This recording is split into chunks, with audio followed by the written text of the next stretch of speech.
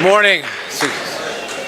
It's a beautiful morning. I have a couple of things I want to do this morning. One, it's 9/11. I wanted to begin with a prayer, but I want to do that by ringing a bell. And just as I ring the bell, I'm going to ring it 3 times. And you just give you a chance to settle into a rhythm, just your breathing, be able to focus on the tragedy that occurred 11 years ago today. And some of you are personally touched by this. I know a lot of us are from the New York area. So I'll have a prayer, and then I just briefly introduce myself, who I am. Some of you know me, some of you don't. And just a short little spiritual message, sermon, Dharma talk, whatever you want to call it. But I'll try and be brief, but it'll be a message. And then I have just a few practical things about what the some of the spiritual life programs that we offer here, okay? Does that sound okay? Now, listen to this sound, this wonderful sound of the bell. Take us into a time of prayer, and as we remember those who are victims of 9/11.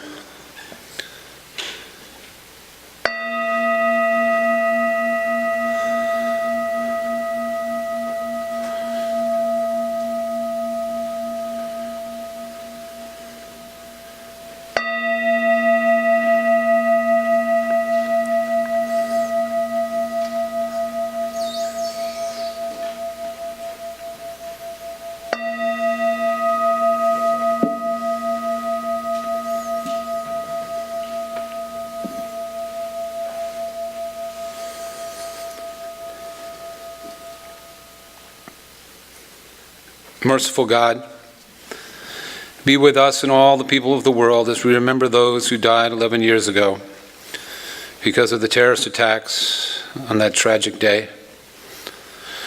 We remember their lives. We give thanks for the time they lived among us. We pray that you will comfort their families and their friends who miss them so much. God, the compassionate one whose loving care extends to all the world, remember the day we remember this day, your children of many nations and many faiths whose lives were cut short by the fierce flames of anger and hatred. Console those who continue to suffer and grieve, and give them comfort and hope as they look to the future. Out of what we have endured, give us the grace to examine our relationships with those who perceive us as the enemy, and show our leaders and all of us the way to use our power and our energy to serve the good of all for the healing of the nations. In your name, O God, of all the people. Amen.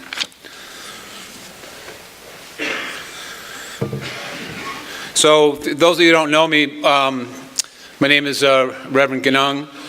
Or as about 4 years ago on a student trip to South Africa, some people started calling me Rev G because Ganung is a hard name to pronounce. It sounds like it's like a bunch of consonants that are clashing together like a symbol. And when I married Mrs. Ganung, she had the wonderful name Catherine Deer, D-E-A-R, and a grandmother named Honey Deer, and then she gets stuck with Ganung, and everywhere we go, nobody can pronounce it. So, Chaplain Ganung, Rev G, Reverend Doctor, whatever you want to call me. You get a little older, and I see you in 10, 15 years, you can call me Bob. It's interesting because how our names get changed, because it was my ancestor, John Gunan, came from France, was a Huguenot, went to Holland, married a Dutch woman, and came to New York, escaping religious persecution in France. This was back in the early mid-1600s, and actually had a farm in Queens, New York. So my roots go back deep in New York as well, like many of you. But this morning I want to talk about the Bell of Mindfulness. Listening to the sound of this bell can help us return to our conscious breathing and our true nature. Now, Buddhists argue, they don't argue. Buddhists don't like to argue. They don't argue. But they say that our true nature is compassion. It's compassion and love. Now, on the surface of things, I think we'd probably say that we're greedy, we're selfish, we're looking out for our own interests. But I think when we have deep seeing, deep looking, which meditation is something that helps us with that, we see into the nature of reality. And we see what? We see that everything is interconnected. Everything is interdependent. We inter-are with one another. There has really never ever been anything such as independence.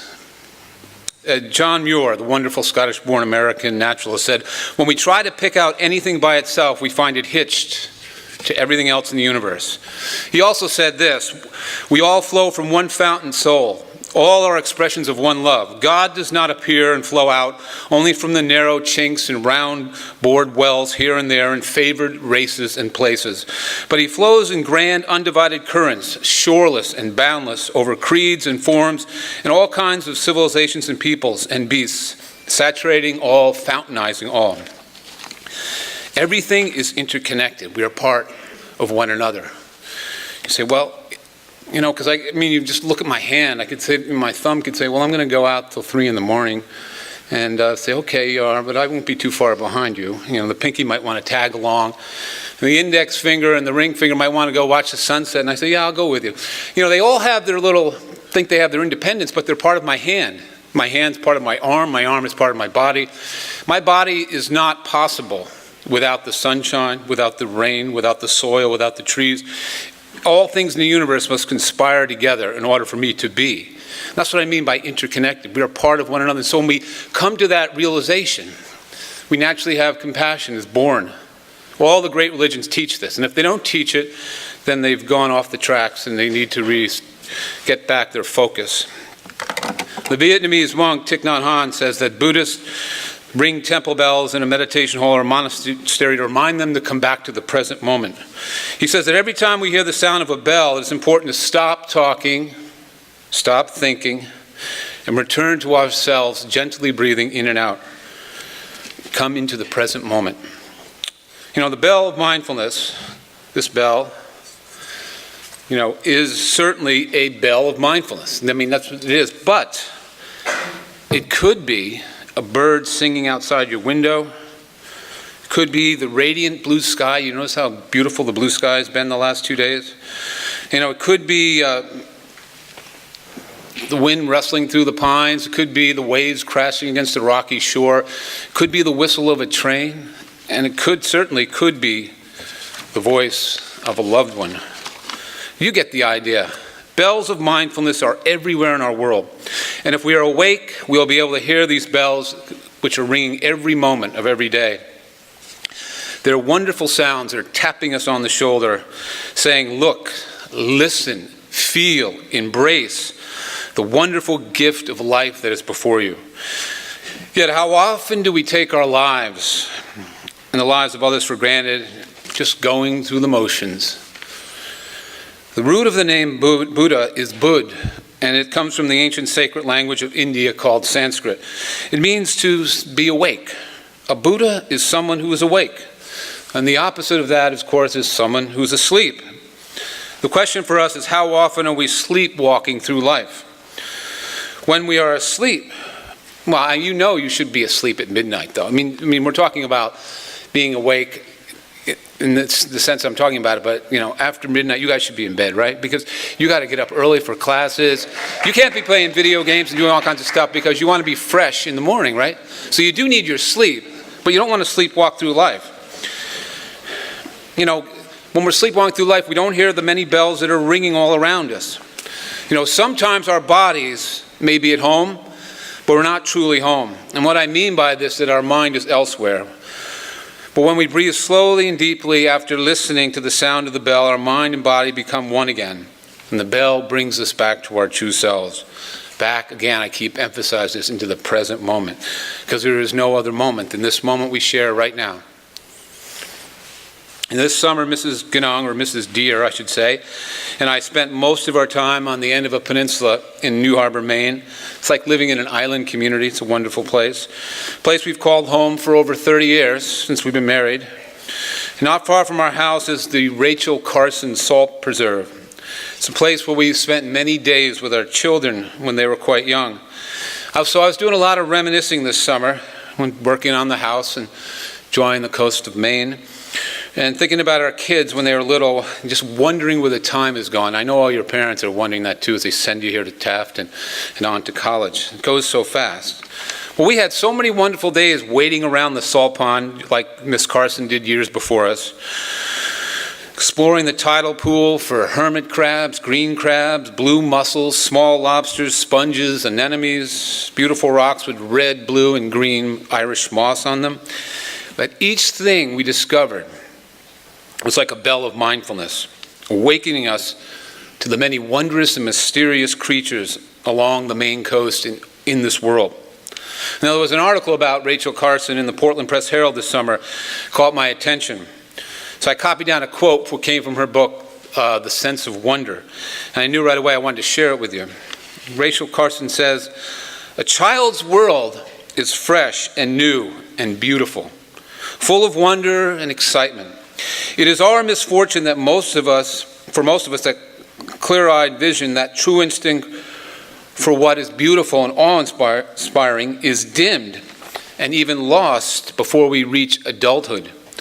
If I had influence with the good fairy who is supposedly to preside over the christening of all children, I should ask that her gift to each child in the world would be a sense of wonder, so indestructible that it would last throughout life, as an unfailing antidote against the boredom and the disenchantments of later years, the sterile preoccupation with things that are artificial, the alienation from the sources of our strength." I'll leave you to think about, well, those things in your life which are artificial, which alienate you from the source of your true strength. Well, as you go through your years here at Taft, make sure that you find ways to wake up, to preserve your sense of wonder and curiosity, especially if you begin to slumber. Now, we do this as teachers too. Begin to slumber in the gray days of winter and think the daily routine here is getting monotonous and boring. When this happens, find a bell of mindfulness to awaken you. You know, this bell that I'm holding right here again is one that can help restore your sense of wonder and curiosity for life. Because the bell asks us to stop, to pause, to breathe, to be fully alive in the moment. This is hard to do at a school like Taft. It's hard to do in any of these New England boarding schools, but it's hard to do in our society today because we're all so busy in our lives. We're all so hurried at a wearisome pace. And I always wonder why does the world have to go at the pace it's going at? 7 billion of us, we could all agree, let's ratchet it down to 3/4 speed. Where are we rushing? As the Buddhist monk Thich says, are we rushing to our death? We don't have to rush, but we are rushing. The bell helps us slow down. We can think more clearly, see more in depth. So here's my advice to you. Try to find some time between your classes, your athletics, your clubs, your social life. Carve out a few moments to listen for the bells of mindfulness that are all around you. Slow down. Take time to care for your spiritual life. And by spiritual life, some of you get nervous. Here he goes with religion and spiritual. By spiritual life, I mean in a broad sense, that deeper dimension in yourself that often gets ignored because you can't find time to tap into it. Taking care of your spiritual life has to do with cultivating relationships and engaging in activities that have depth and value, meaning and purpose, that touch you at the very core of your being. So when you reacquaint yourself with your childhood sense of wonder and curiosity that too often seems to get buried as we get older, you come to life again. You awaken like a Buddha because you are activating that spiritual dimension of your life. So now on a practical level, here are some of the ways you can nurture and nourish and cultivate your spiritual life at Taft. I mean, there are other ways too. In terms of clubs, there's the Jewish Student Organization, the JSO, and Danny Rubin and Mia Polikoff are the co-heads of that. They meet regularly, and they also welcome friends of the JSO who aren't Jewish, who often come to different gatherings. There's Focus, the Fellowship of Christians at University Schools. That's for Protestants, Catholics, and students from non-denominational Christian backgrounds. They gather, I think, on Friday nights, and they have Heather Gordon, Xavier Taylor, and Rebecca Bendheim as their chairs. We also had kind of met sporadically the last couple of years the Middle Eastern Club, led by a few Muslim boys who've all graduated. And sort of, we want to get that going again. If there's anyone who would like to step forward, I don't know how many Muslim students we have. I know at least one or two, but the Middle Eastern Club we can continue to work on. Then we have the Religion and Spiritual Life Council, which I want to meet tonight following our sit-down in the Taft living room. You go through the kitchen in the back where my office is, if you need to find me, and meet in there directly following sit down. And in the past, like to have representatives from as many religious traditions as possible. Anyone who's interested, I know we have Muslim, Zoroastrian, Christian, Jewish, Hindu, also the head of fonts. We have the Fellowship of Non-Theists, people who are atheists and agnostics usually comes to that, as well as the head of the United Cultures at Taft, and also SHOUT, the LGBTQ club on campus. It raises a lot of issues and a support group. So we'll be meeting tonight, and we can do various things together. And a few things that are coming up. For the Jewish students who are boarders or who are not going home with day students, the High Holy Days are coming up. So next Monday, the 17th at 9:45, I'll be taking students to the B'nai Israel, the Reformed Temple in Southbury. Mia Polikov's father is the rabbi there.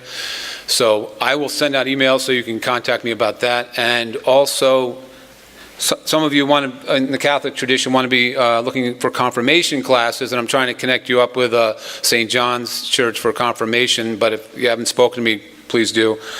And just so you know, if those of you who are new, there are several churches in the area. Our own Woodward Chapel has an Episcopal congregation that meets on Sunday morning. And then we have the Congregational Church next to Walker Hall. And we have the United Methodist Church. So we have, and St. John's Church down close by, the Catholic Church. So we have a lot of churches around.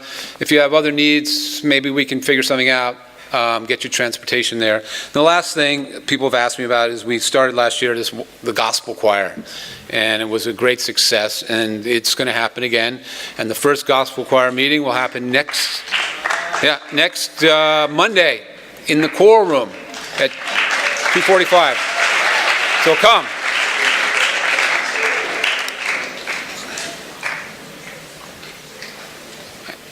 And I'm going to before we go, I'm just going to ring the bell one time. Just take a deep breath, relax, and I'll ring it once again, and then you'll go and you'll enjoy this beautiful day. Be mindful of those who have suffered. Still, prayerfully keep in mind those who died during 9/11 and their families as well.